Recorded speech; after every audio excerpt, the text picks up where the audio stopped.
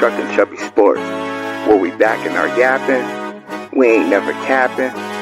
That's a factor. So what's happening? Not a coach, not a pro, no X's, no O's, just the fans' point of view and what we know. Let's go.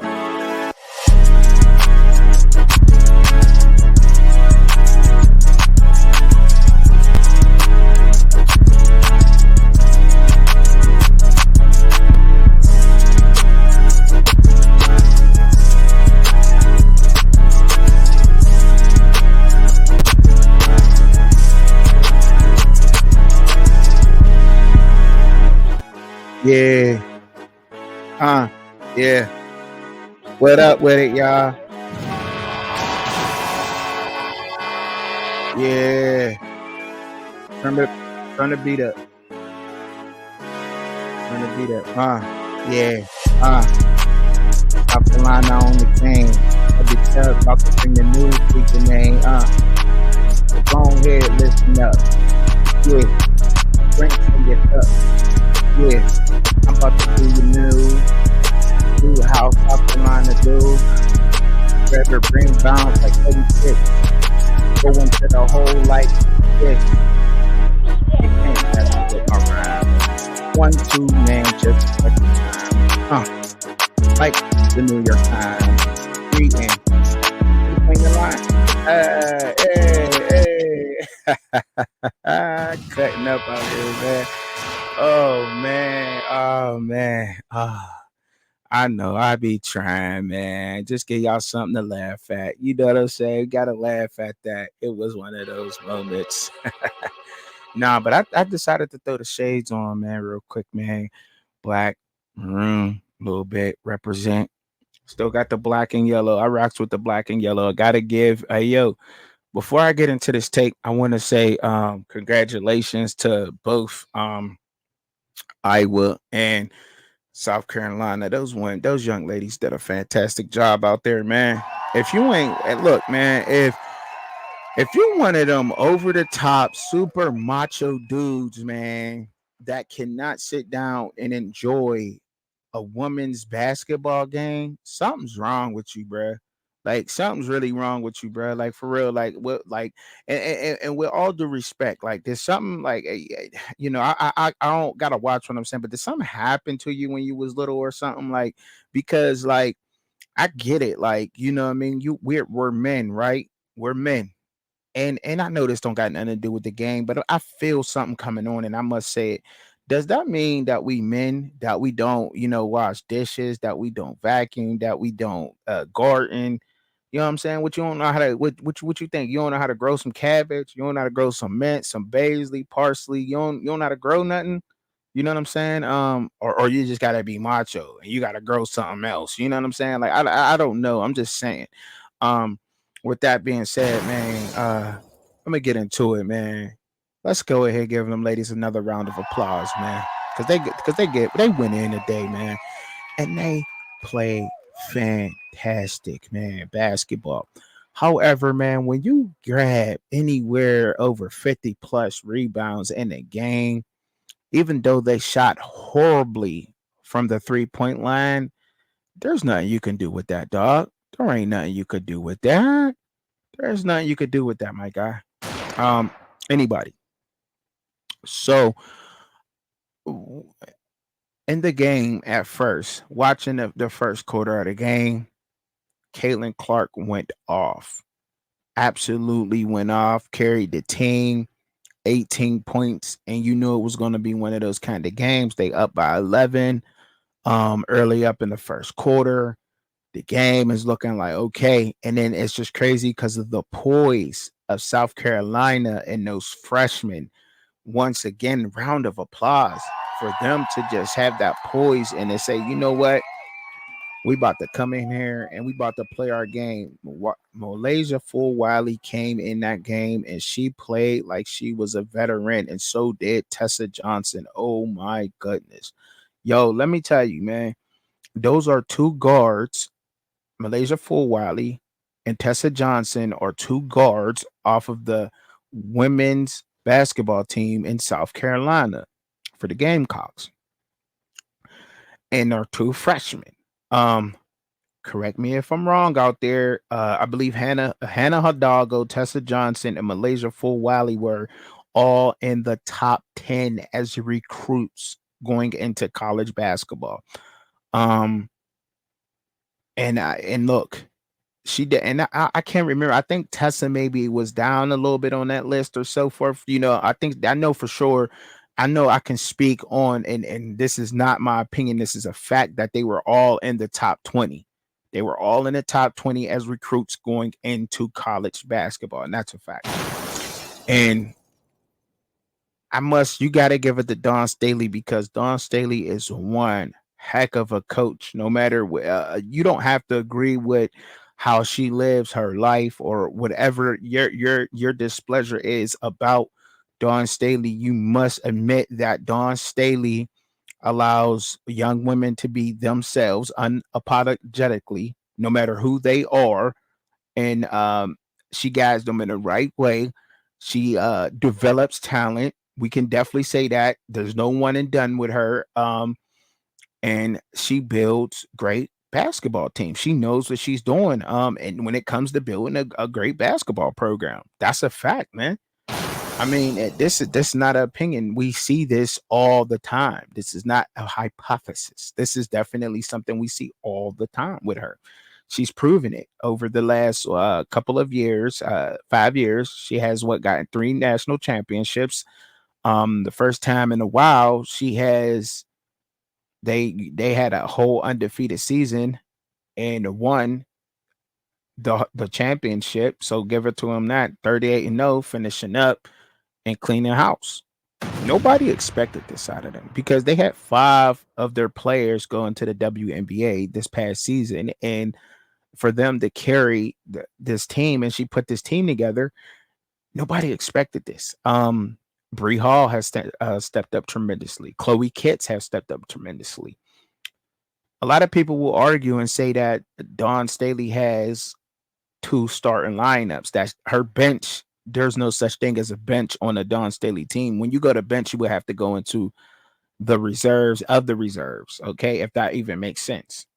All right, because her team is so dynamic. Okay. And speaking of Chloe Kitts, I'll get into South Carolina, even though no, this is South Carolina's time. This is their time. This is their game. They won. I'll get into what Iowa did great. I talked about how Caitlin Clark led in the first quarter. The second quarter, Malaysia Fulwiley got a little bit going. Tessa Johnson got some going. Camila Cardozo got going. Ashton Watkins got into a little bit of foul trouble in the second quarter, and the game was going kind of back and forth. Come halftime, they only up down. I was only down by like 2 points. Come in third quarter, South Carolina normally comes alive. Dawn Staley makes the adjustments, and that staff over there make the proper adjustments on that basketball team. They come out, they go on a run, they go up 9 immediately, early. Iowa kept closing the gap on them really quick with the 3-point shooting. However, it just seemed like Marshall cannot hit her threes how she normally does. When Marshall is that wide open, I don't know if it was like, wow, I'm this wide open on South Carolina, and they couldn't hit. And I like the whistle was going off a little bit early on. And I like the way that they kind of calmed down on the whistles and kind of let these young ladies play. Um, and I do respect that. They kind of let them play their game. The game was kind of, getting a little touchy when you seen Raven Johnson, Garton, Caitlin Clark. But by the way, Bree Hall and Raven Johnson did a tremendous job with Caitlin Clark. Now, you can do your best with Caitlin Clark, but you're not going to stop her from scoring, right? You're just not. You have to. They tried to limit her vision as they were hand checking her, trying to put her hand in her face. I don't know if that worked or not. I guess you can say so statistically that it worked, and that because her stats dropped in the second half. However, she still finished the game with 30 points. And one thing I've learned in basket and doing these basketball analysts and talking about it is that a great player is going to score points. Caitlin Clark is a great player. You can't stop her from scoring. However, getting the other team agitated, staying in their face, playing tremendous defense can't shake them. And like I said, Marshall and the other girls just could not hit shots. They could not hit their shots, man. And I think that hurt Iowa more than anything. The game could have been a lot closer had they hit their shots. Towards the end of the game, Caitlin seemed like she was wanted to play a little bit of hero ball. She was just throwing shots up. She was missing them. Took a deep three, missed. Tried to come to the hole, kind of just threw it up. They were giving their tough shots. She missed, and they rebounded well. And look, just don't take my word for it. That's just me breaking it down. I'm gonna pull up the stats, and I'm gonna get into the stats real quick. And I'm gonna pulling them up for y'all. This is nothing fancy. This is just Google stats that we're just gonna pull up real quick, and that's it. All right, as y'all can see here on the screen, Google stats. Nothing, and this is just backing up. So we're gonna start with we'll start with Iowa, okay? Like I said, Kate Martin had 16 points, 5 rebounds, 0 assists. I think Kate Martin had a fantastic game. I honestly do. She was down there playing real big, had guts, tough, tough. You know what I mean? Go say what you want about the team full of white girls. Look, and that's just what it is. Some people's gonna say that. So look, I'm gonna say what some people think. You know what I mean? That's just how I give it up here. Um, to be politically correct or whatever, however you want to feel. I'm just not that type of guy here. All right. But Kate Martin played very tough. I have a whole different outstanding respect for that Iowa women's basketball team over there. Gabby Marshall, like I said, she missed a lot of her open shots. She should have, somewhere around 16 to 24 points with the shots that she's taken. Kate Martin missed a couple. Caitlin Clark, you see, she had 30 points, 8 rebounds, 5 assists. Sydney had 12 points. She missed a couple of her shots. They normally make. Hannah, the freshman, down there playing center. They got her listed as a forward. She's a center, power forward, 4 or 5, wherever. She has Stolke had a damn hell of a game. A hell of a game. I can't take nothing away from her game. She shot fantastic from the 3-point line. She did miss one or two of them, I believe, but I think they shot very well from the 3-point line. I think it was somewhere like I don't know. I just guessing off top. Well, I shouldn't guess, but it was probably like 79% or something like that. But I just guessing, but I had the stats and I shouldn't be guessing because I got the stats right here. But that's me. That's what I do sometimes. All right. So we see Raven Johnson. She had 3 points, 5 rebounds, and 3 assists, right? But look, Raven Johnson took on guarding Caitlin Clark, and she did a hell of a job. The unselfishness of this team is why they were able to hoist this trophy, man. I think a lot of people, even a lot of men's teams, can learn from how this team played. The bench came in very important. You see all the points down all through the side. Ashlyn Watkins, she got in foul trouble early, and that's why she only had 3 points, 5 rebounds, and 1 assist. Malaysia Fulwiley, the freshman, like I said, she had 9 valuable points, 4 valuable rebounds, and 4 valuable assists. Sanya Fegan, she played fantastic. The points and the statistics does not make up for it. She did. If you had to watch the game, she had 6 points, 4 rebounds, 1 assist. Tessa Johnson, another freshman, outstanding game.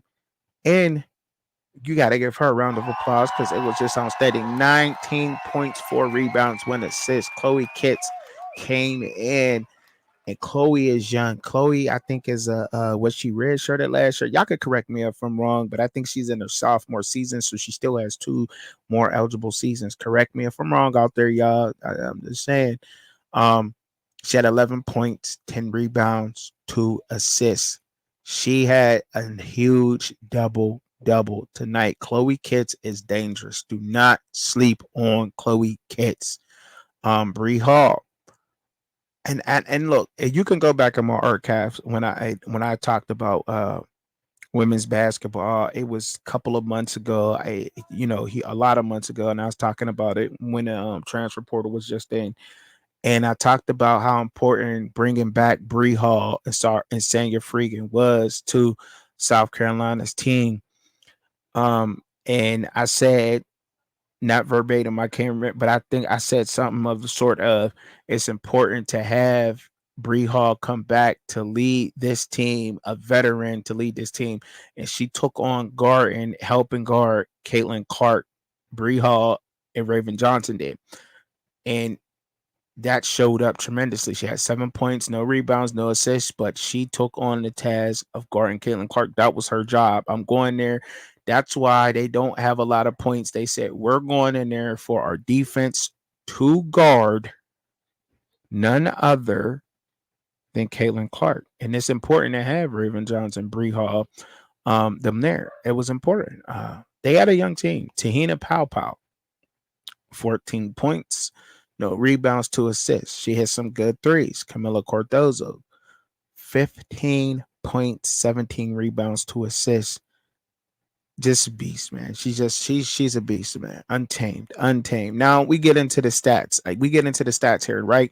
See, they shot. They shot 80%. Iowa shot 80% from the free throw line. Come on, man. Give me mine, dog. Give me mine. All right. So in the field goals, obviously we round things off here, 39.7. We gonna round that off to 40. Iowa shot 40% from the field, 47.9. We gonna say that 48 here. South Carolina shot 48% from the field. 3-pointers, Iowa shot 9 for 23. That's not like the Iowa team. That's not like them, and especially the draw that Caitlin Clark brings. At least she draws at least 3 defenders around her, and they gotta hit those open shots. And they did hit some of the open shots, but you got to take advantage of that. Caitlin Clark finding an open woman, and she has to knock down those shots. You just have to, and because you're wide open, and they just didn't, and that was uncharacteristic of Iowa, to be honest. South Carolina had 42% from the 3-point line. Another stat where I want to look at the free throws, right? Because rebounds and free throws is what we say. South Carolina shot 53% from the free throw line. They had 57 total rebounds, 24 offensive rebounds, 33 defensive rebounds. They out rebounded them a lot. They out rebounded them by 26 rebounds, 26 more rebounds than Iowa. And they shot only 53% from the free throw line. And they had 12 turnovers to Iowa's 9 turnovers. So Iowa pretty much played a decent game, but just got 26 more rebounds. Second chance points just killed Iowa in the end of that. And personal fouls, they only had 14, Iowa did, but it was a lot in the second half. They got a little frustrated. Like I said, when Caitlin Clark started trying to play a little bit of hero ball at the end, missing shots, taking quick threes. She took some bad shots. Let's call it what it is. You watch the game, you know. You can check the highlights if you don't believe me, or if whatever. But look, with all that being said, man, as you can see the rest of the stats, great game by both. We knew that South Carolina was going to take it on the women's side. Well, I didn't pick them. I picked LSU. I knew that was a tough pick. But I wanted to go for the off brand. I did, to be honest. Cuban Kane, shout out to him in the game. Once again, he did take South Carolina. I believe Shad took South Carolina too. So big up to y'all, man. And they're realistic. They were just unstoppable the whole season. 38-0, unblemished. You can't stop them, man. Now, I'm not gonna go ahead and go in and say, oh, they took out Caitlin Clark. Hey, she did this. They took look, because they did. Caitlin Clark still got 30 points, bro, in the national championship basketball game. Like, it doesn't at this point, it don't matter. She going to the WNBA. She had 30 points, 8 rebounds, and 5 assists. Now, putting her hand in her face and smothering her, that helped a lot. That helped a whole lot. And Raven Johnson and Bree Hall did a fantastic job on guarding her. And that just goes to show, and I mean, I look, coaching at any level is hard, so I don't want to knock on any coaches, but Dawn Staley deserves the utmost respect when we get to talking about women's basketball period. Dawn Staley knows how to make the adjustments, knows how to recruit. That recruiting department down there did a fantastic job. But Dawn Staley definitely knows how to make those adjustments. Period. Could nobody stop Iowa, knowing that Iowa literally the 3-point shooting of I what was it? Their names again. I could get them pulled up. I'm sorry. Martin, Kate Martin, Gabby Marshall. It was knocking ish down all season long. And the simple recipe to beating Iowa was to go ahead and to go and to shut Caitlin Clark down best as possible. It's been done. A couple teams neutralized them early on in the season. They did. They took some L's. They didn't go in there undefeated. They took some L's. They still came in as a number 1 seeded to the tournament, but they took some L's. But that was the recipe to beating that team, and couldn't nobody do it in a tournament. Nobody could. Not even LSU. And LSU had arguably the same kind of team as South Carolina. No, no, they didn't. South Carolina was different. Their depth came in and just took over. That's just what it is. You've heard so many coaches saying it. I just showed y'all all the stats of these young women. That is 2 starting teams on 1 team. And you can't knock her for that, because look, she did not go and get the top 10 recruits on her team. There's going to be a lot more top recruits that want to go and play for Dawn Staley, because she gives them the opportunity to start, and she knows how to coach and get you to a championship and to put a team together. So yes, you probably could look forward to the SEC becoming a powerhouse in women's basketball, because they're going to try to build a team to take down Dawn Staley's Gamecocks. That's just what it is. But I don't, I just don't see how it can happen. And she went and got role players for the team in the way it fit. Because if I'm not mistaken, once again, I want somebody to correct me. I'm opening up for that. We know Malaysia Fulwali was the number 1 recruit, or Hannah Hidalgo was there also. Tessa Johnson was in the top 20, and she went and grabbed players that fit the team that she needed. She didn't get the best recruits or whatever, and that's what people need to start doing. Learn from what Dawn Staley doing. I'm sure they out there doing that. But one more time for them ladies, man. South Carolina is our women's national college champions for 2024.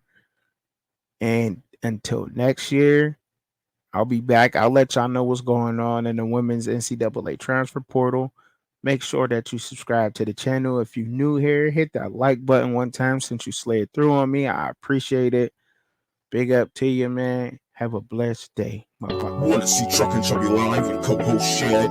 Tune in at Fans Point of View, Saturday, 6:30 p.m. Eastern Standard Time, 3:30 p.m. Pacific Time. But in the meantime, in between time, enjoy the content. Don't forget to hit your notification bell for all updates. Thank you for watching.